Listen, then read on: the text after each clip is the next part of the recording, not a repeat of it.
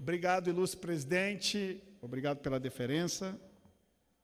Uma alegria estarmos de volta a esta casa para agradecer inicialmente os 94.203 eleitores que me confiaram este segundo mandato. Agradecer a cada eleitor do Estado do Rio de Janeiro pela confiança do voto, assim como no primeiro mandato, nosso compromisso pela ética, pela moralidade, pelos valores da família e da vida continuarão neste segundo mandato. Estaremos sempre a serviço dos prefeitos, dos 92 municípios do meu estado e da população daquele estado tão bonito, tão belo que é o estado do Rio de Janeiro. Agradecer a cada um que levantou uma bandeira, que levou um papel, uma informação do nosso número, e graças a todos vocês que nós estamos aqui para cumprir este segundo mandato, e quero fazer esse reconhecimento a todos, em especial a comunidade evangélica, os diversos pastores que sempre nos apoiaram, nos recomendaram, nos indicaram. Quero aqui agradecer a todos. Sem vocês, eu jamais estaria aqui nesse segundo mandato. Em especial, o meu pastor pessoal, pastor Silas Malafaia, a quem sempre agradeço e digo que é fonte de inspiração, não somente para mim de fé, mas também de posicionamento político claro. A política moderna exige de nós, e este parlamento é uma prova disso, colegas deputados e deputadas, que cada vez mais nós que fazemos política temos que ter lado, posicionamento claro.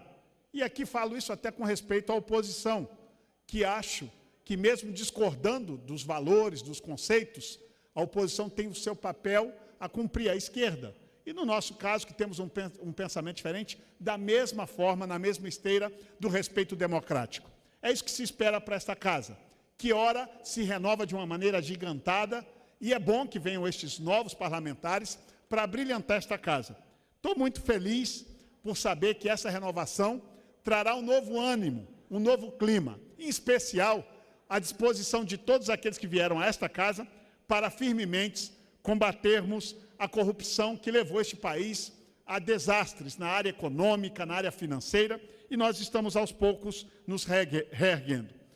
Quero inicialmente também me solidarizar com as famílias que sofreram percas dos seus seres queridos ali naquela questão da barragem de Brumadinho. E como já é sabido desta casa, eu, deputada Joyce, deputado Carlos Sampaio e outros, assinamos o pedido de uma CPI para que nós possamos investigar aquele episódio triste que ceifou mais de 300 vidas. Nós precisamos urgente investigar e saber o que aconteceu e punir os responsáveis por aquele desastre que ceifou vidas de tantas pessoas. Quero também dizer e me solidarizar com as famílias dos meninos do Flamengo. Eu que sou vascaíno, mas jamais, nessa hora, o clube do coração fica de lado e nós não podemos deixar de ser solidários com os sonhos daquelas famílias, daqueles jovens que de maneira tão cedo tiveram as suas vidas ceifadas, e eu tenho certeza que os órgãos de controle estarão fiscalizando para também punir os culpáveis por aquelas mortes naquele clube, a quem também nos solidarizamos, porque temos total certeza que ninguém, de maneira proposital, quis provocar aquele acidente. Gostaria de, antes de passar a outros apartes, fazer aqui um comentário e deixar claro o meu posicionamento, porque é um questionamento sempre dos eleitores que votaram para que nós estivéssemos aqui com relação à reforma da Previdência. Nunca neguei aos meus eleitores que eu reconheço a necessidade urgente do Estado brasileiro em fazer a nova Previdência. Nós precisamos deste momento. Agora, nós precisamos de ser responsáveis com este momento. E entendo, pelo que temos ouvido, ainda não chegou o texto, que haverá responsabilidade do governo, e eu coloco aqui alguns pilares. Eu jamais votaria uma reforma da Previdência se excetuasse qualquer que for o segmento. Ou seja, se tirarem de parte um poder tipo o judiciário, ou os militares, que têm um grande carinho e apreço tanto pelo Poder Judiciário como pelos militares. Mas nós temos que fazer uma reforma da Previdência para todos, começando por nós, da classe política. Nós temos que dar o primeiro exemplo. E se assim acontecer, nós temos convicção de que, sendo uma reforma da Previdência, que todos estejam incluídos, inclusive os políticos, e todas as outras agremiações, sem prejudicar, sem dúvida nenhuma, o mais pobre, se possível, e é esta a intenção, de nós pegarmos quem está na classe média para cima, para corrigirmos as distorções da Previdência. Eu acho que aí sim nós vamos conseguir aprovar esse texto na Câmara dos Deputados. Espero que o texto venha com este viés. Vamos ter muito trabalho e responsabilidade no que vamos votar. Reconhecemos a necessidade, mas não podemos ficar aqui excetuando o grupo A, B ou C de interesses de corporações, que aí nós vamos levar a economia do Brasil a um risco muito sério. Gostaria também de falar agora de um episódio que vem acontecendo, começou na semana passada, relacionado ao STF.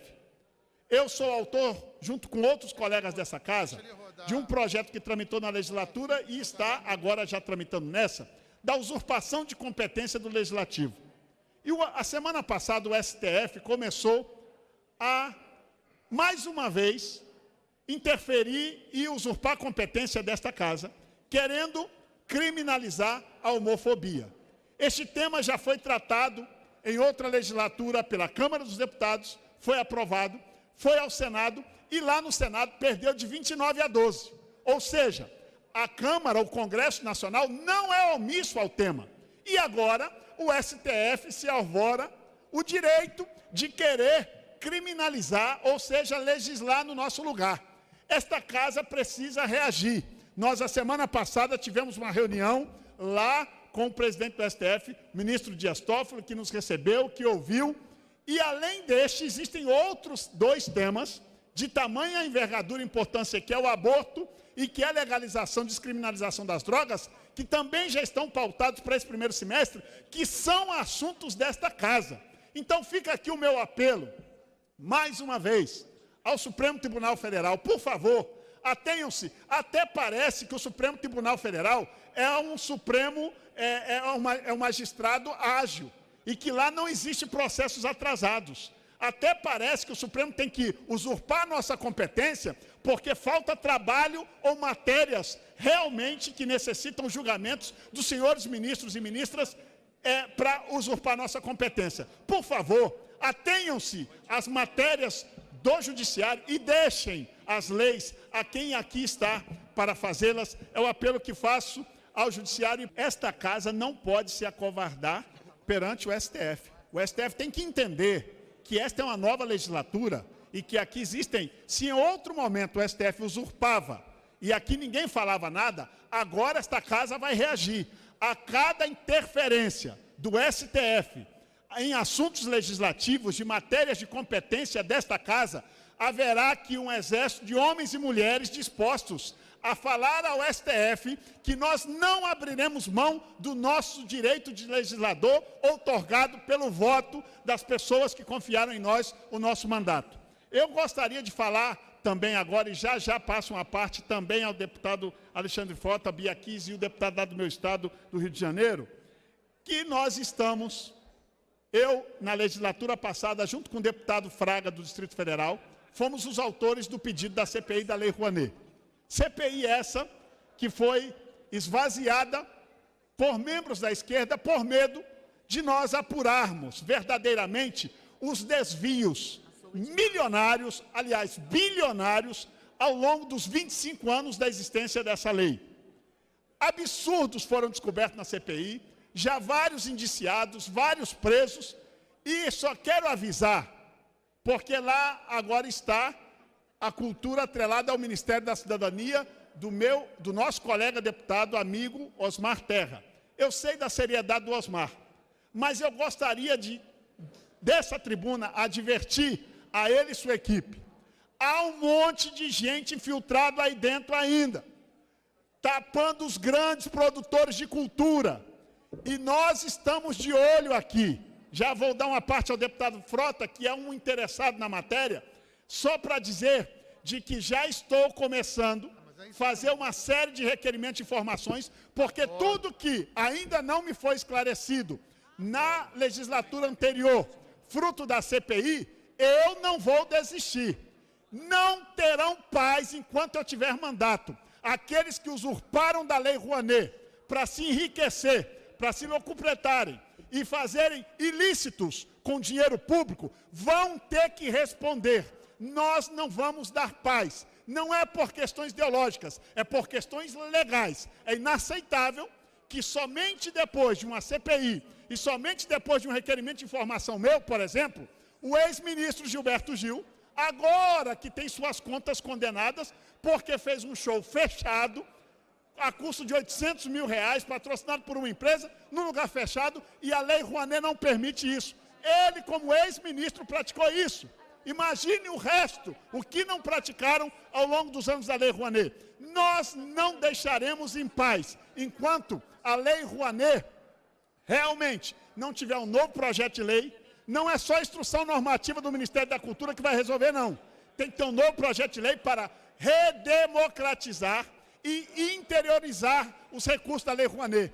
Quem precisa de verdade da Rouanet é aquele artista, aquele palhaço de circo, o circense, o artista circense, o cantor, o autor de livro, que está começando um trabalho. Este precisa da ajuda do Estado. Não esses artistas milionários e, na maioria das vezes, esses globais que têm milhões e milhões e ficam atrás do dinheiro da Lei Rouanet.